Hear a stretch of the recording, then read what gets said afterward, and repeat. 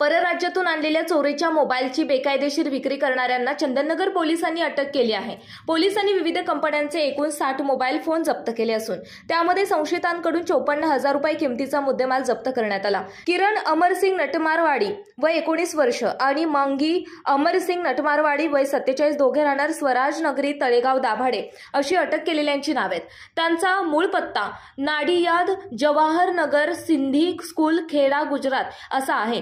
पोलिसांनी दिलेल्या माहितीनुसार फिर्यादीने दिलेल्या तक्रारीच्या आधारे चंदननगर पोलीस ठाण्यात भादवी कलम 380 अन्वये गुन्हा दाखल करण्यात आला। पुण्यातील चंदननगरमध्ये एका महिला आणि पुरुषाने चोरीचे मोबाईल विक्रीसाठी आणले आहेत।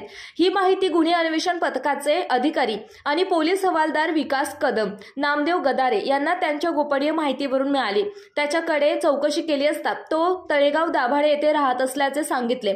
त्याची झडती घेतली असता पोलिसांनी त्याच्याकडे सापडलेल्या 3 मोबाईलची चौकशी केली असता त्यावेळी त्याच्या बतावणीवर संशय व्यक्त केला। त्यानंतर दोघांना कसून चौकशीसाठी चंदननगर पोलीस ठाण्यात नेण्यात आले। चौकशीत त्याने मोबाईल चोरीची कबुली दिली। याशिवाय अधिकाऱ्यांनी विविध कंपन्यांचे एकूण 8 मोबाईल फोन त्यांच्या ताब्यातून जप्त केले आहेत। त्याची किंमत 54,000 रुपये आहे। पुढील तपास पोलीस उपनिरीक्षक तानाजी शेगर करीत आहेत।